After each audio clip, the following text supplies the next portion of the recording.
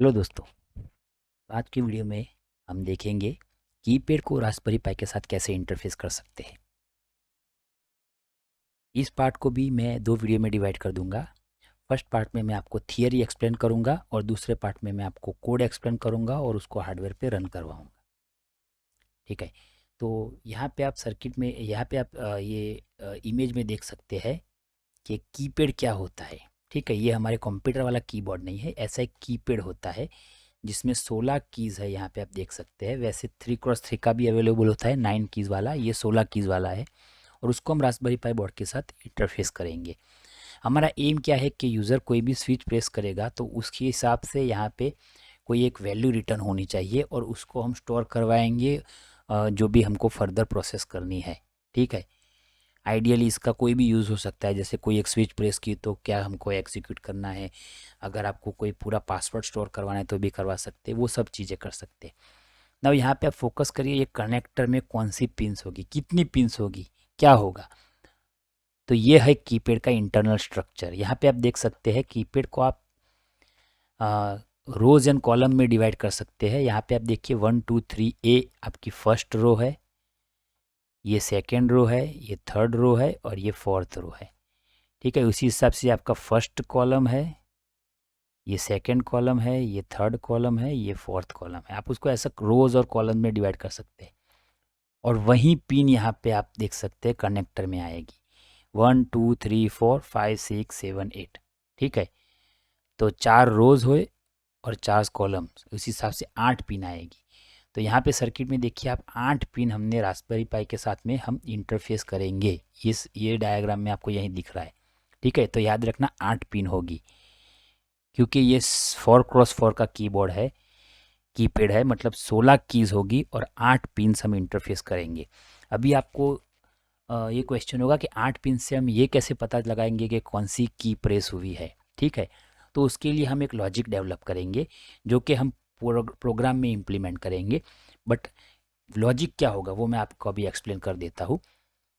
तो आपको पता है हमने कीपैड स्विच और एलईडीज़ के प्रोग्राम ऑलरेडी कवर किए हुए हैं। ठीक है, आप मेरे पिछले वीडियो देख सकते हैं। एलईडीज़ में हम क्या करते थे कि हम राइट करते थे रास्पबेरी पाई में से, तो उसके लिए आपको डायरेक्शन आउटपुट सेट करनी होती थी और फिर आप राइट कर सकते थे। स्विच में क्या था कि आपको रीड करना पड़ता था, तो आपको डायरेक्शन इनपुट सेट करनी होती थी और फिर आप स्विच में से रीड कर सकते थे। तो हम ये दोनों का यूज़ करेंगे ये वाले प्रोग्राम में। तो याद रखिएगा कि जो भी कॉलम है उसको मैं इनपुट सेट कर दूंगा, उसकी डायरेक्शन इनपुट सेट कर दूंगा, मतलब कि रास्पबेरी पाई में से मैं कॉलम को रीड करता जाऊंगा। और रोज है उसको मैं आउटपुट सेट कर दूंगा, मतलब रास्पबेरी पाई में मैं रोज पे ऊपर कुछ वैल्यू लिखता जाऊंगा कंटिन्यूअसली। ठीक है, याद रखना कॉलम में से रीड करेंगे, रोज पे राइट करेंगे। अभी क्या रीड करेंगे क्या राइट करेंगे, तो आपको पता होगा कि रास्पबेरी पाई के अंदर एक कॉन्सेप्ट होता है, एक फंक्शन होता है। जब भी आप कोई भी पिन की डायरेक्शन सेट करते हो तो उसके साथ आप डिफ़ॉल्ट वैल्यू लिख सकते हो। ठीक है, उसके लिए आप मेरे स्विच वाला वीडियो देख लेना, उसके अंदर मैंने एक्सप्लेन किया है कि आप डिफ़ॉल्ट वैल्यू कैसे लिख सकते हो। मतलब कि अगर मुझे कोई भी एक पिन है उस पे से कुछ रीड करवाना है, लेटेस्ट से पिन नंबर 11 है रास्पबेरी पाई की, उसमें से मुझे कुछ रीड करना है, तो मैं क्या करूँगा कि 11 नंबर की पिन को एज इनपुट सेट कर दूंगा। ठीक है, मतलब कि मैं उसमें से कुछ भी रीड कर सकता हूँ। लेकिन उसके साथ साथ मैं क्या कर सकता हूँ कि उस पर डिफ़ॉल्ट कुछ वैल्यू भी लिख सकता हूँ। मतलब कि अगर मैंने डिफ़ॉल्ट 1 लिख दिया, ठीक है, तो अगर 11 पिन पे कोई भी कनेक्शन नहीं होगा तो भी मुझे 1 रीड होगा। भले ही मैंने उसको इनपुट सेट कर दिया, बट उसमें से 1 रीड होगा क्योंकि मैंने डिफ़ॉल्ट 1 लिख दिया है। ठीक है, तो यही कॉन्सेप्ट का यूज़ करके हम क्या करने वाले हैं, यही कॉन्सेप्ट का यूज़ करके हम जो भी हमारी जो रोज़ है कॉलम्स है उसको इनपुट सेट करेंगे और उस पर डिफ़ॉल्ट वैल्यू हाई लिख देंगे। ठीक है, 1, हाई का मतलब है 1 लिख देंगे। ठीक है, अभी मैं आपको ये एक्सप्लेन कर देता हूँ। तो याद रखिएगा कि कॉलम इनपुट होंगे और सब पे मैं डिफ़ॉल्ट हाई लिख दूंगा 1। रोज़ है उस पे भी मैं उसको भले मैंने आउटपुट सेट कर दिया, बट बाय डिफ़ॉल्ट मैं उस पर भी हाई लिख दूंगा, सब पे हाई। ठीक है, अभी हम क्या करेंगे, अगर यूज़र ने कोई भी स्विच प्रेस नहीं की है तो क्या होगा, आप ये सर्किट समझिए। ठीक है, सारे रोज़ और सारे कॉलम्स इस हिसाब से कनेक्टेड है कि अगर मैंने कोई भी स्विच प्रेस नहीं की तो मुझे कॉलम पे हाई ही मिलेंगे। ठीक है, अगर मैंने कोई भी स्विच प्रेस की उसका मतलब क्या है, फॉर एग्जांपल मैंने ये स्विच प्रेस की, उसका मतलब है कि मेरी रो 1 है वो इंटरनली कनेक्ट हो गई कॉलम 1 के साथ। ठीक है, लेकिन अभी भी मुझे हाई ही मिलेगा क्योंकि रो 1 भी हाई ही है, राइट। लेकिन ये कॉन्सेप्ट का यूज़ करके हम स्विच को रीड करेंगे, लेकिन कैसे करेंगे, क्योंकि कॉलम भी हाई है, रो भी हाई है। तो अभी हमारा जो मेन टास्क है वो होगा कि हम ये जो रोज़ है उस पर एक फिक्स पैटर्न लिखेंगे। जैसे कि फर्स्ट में ये लिखूंगा, सारी रोज़ है 3 रो हाई और कोई भी एक को मैं लो कर दूंगा, और फिर मैं चारों कॉलम को रीड करूंगा। अगेन मैं इसको सिंपली रोटेट कर दूंगा और मैं फिर से चारों कॉलम को रीड करूंगा। फिर से मैं रोटेट कर दूंगा और चारों कॉलम को रीड करूंगा, और फिर से मैं इसको यस रोटेट कर दूंगा, शिफ्ट कर दूंगा, शिफ्ट लेफ्ट, आप ऐसा समझ सकते हैं। ठीक है, और फिर से मैं कॉलम को रीड करूंगा और अगेन यहाँ से लूप स्टार्ट होगी, कंटिन्यूअसली ये चलता जाएगा चलता जाएगा। ठीक है, अभी हमको स्विच कैसे पता चलेगी, जैसे कि अगर मैंने, ये मेरी रो 1 है, ठीक है, याद रखिएगा ये रो 1 है, ये रो 2 है, ये 3 है और ये 4 है। ठीक है, सॉरी आपको शायद प्रॉपर दिख नहीं रहा होगा, मैं फिर से लिख लेता हूँ।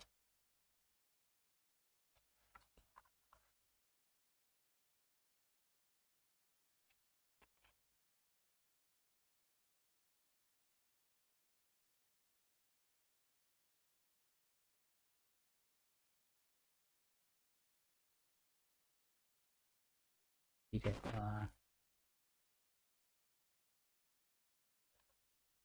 ये रो 1 है, ये 2 है, ये 3 है और ये 4 है रो। ठीक है, अभी देखो ये पैटर्न जो है उसमें रो 1 0 है, मतलब कि ये 0 है, बाकी सारे 1 है। ठीक है, अगर मुझे ये पैटर्न पे सारे कॉलम पे 1 1 1 मिल रहा है, मतलब कि कोई भी स्विच प्रेस नहीं है। लेकिन अगर मुझे इसी पैटर्न पे, ठीक है, इसी पैटर्न पे अगर मुझे कुछ ऐसा रीड हो रहा है 1 1 0 1, इसका मतलब क्या है, इसका मतलब है कि कॉलम 3 भी 0 हो गया, कॉलम 3 0 हो गया और रो 1 0 थी, उसका मतलब है कि ये स्विच प्रेस हुई है। तभी होगा ना, क्योंकि ये स्विच प्रेस हुई है तो ये 0 है वो शॉर्ट हो जाएगा इसके साथ और आपको यहाँ पे 0 मिलेगा। मतलब कि कॉलम और रो की अलग अलग पैटर्न से आपको ये पता चल सकता है कि कौन सी स्विच प्रेस हुई है, और हम इसी कॉन्सेप्ट का यूज़ करेंगे हमारे कोड के अंदर। ठीक है, तो वंस अगेन मैं फिर से आपको बता देता हूँ करना क्या है। ठीक है,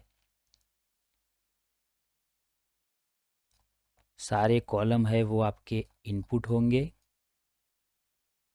बाय डिफ़ॉल्ट उस पर हाई रहेगा। सारी रोज़ है आपकी वो आउटपुट होगी, उसके ऊपर ये पैटर्न हम कंटिन्यूअस रोटेट करते जाएंगे, 1 1 1 0 1 1 0 1। सॉरी आपको शायद मेरी हैंड राइटिंग में प्रॉब्लम हो तो आप इसको समझने की कोशिश करिएगा, क्योंकि मैं माउस से लिख रहा हूँ। 1 0 1 1 0 1 1 1। ठीक है, याद रखिएगा, मैं फिर से बोल देता हूँ जिससे आपको डाउट ना रहे। ये है 1 1 1 0, ये 1 1 0 1, ये 1 0 1 1 एंड ये 0 1 1 1। और अगर आप फिर से इसको स्टार्टिंग से करेंगे तो ये रिपीट होगा। इस हिसाब से हम रो पे अलग अलग पैटर्न लिखते जाएंगे, कंटिन्यूसली कॉलम को रीड करते जाएंगे, और जहाँ पे हमको 1 1 1 के अलावा कुछ मिलेगा, हम कॉलम और रो क्या था उससे की को मैप कर सकते हैं। ठीक है, तो ये हमारा ये होगा, ये बैकग्राउंड होगा। ठीक है, इसका यूज़ करके हम प्रोग्राम लिखेंगे। ये होगी हमारी पिन्स, ठीक है। तो ये आप देख सकते हैं, ये GPIO का स्ट्रक्चर है। तो मैं कॉलम को कनेक्ट करूँगा, जो हमारे कीपैड में से 8 पिन होती है उसमें कॉलम 1 को मैं कनेक्ट करूँगा पिन नंबर 15 के साथ, 2 को 16 के साथ, 3 को 18 के साथ और 4th को 22। उस हिसाब से रो को मैं कनेक्ट करूँगा, ठीक है।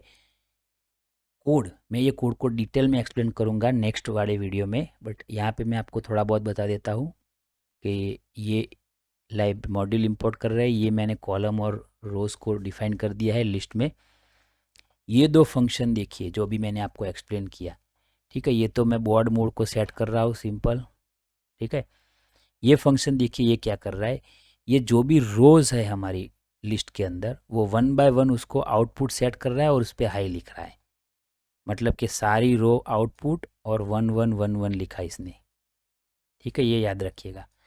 और ये जो लूप है, सॉरी ये वाली, ये क्या कर रही है, सारे कॉलम इनपुट और बाय डिफ़ॉल्ट पुल अप, मतलब कि सारे कॉलम 1 1 1 1 और वो इनपुट है, ठीक है। ये की मैप एक लिस्ट ऑफ लिस्ट है, इसका हम यूज़ करेंगे कि कौन सी की प्रेस हुई उसके लिए, ठीक है। वो मैं आपको नेक्स्ट वीडियो में एक्सप्लेन करूँगा डिटेल में क्या है ये की मैप फंक्शन।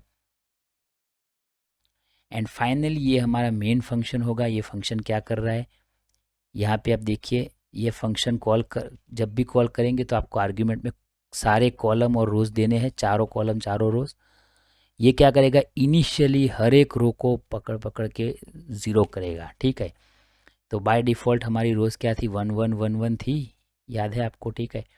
ये क्या करेगा, initially first row for R in rows, मतलब कि फर्स्ट एलिमेंट उसको वो लो कर देगा। तो ये तो सब 1 ही रहेगी, लेकिन इसको वो लो कर देगा।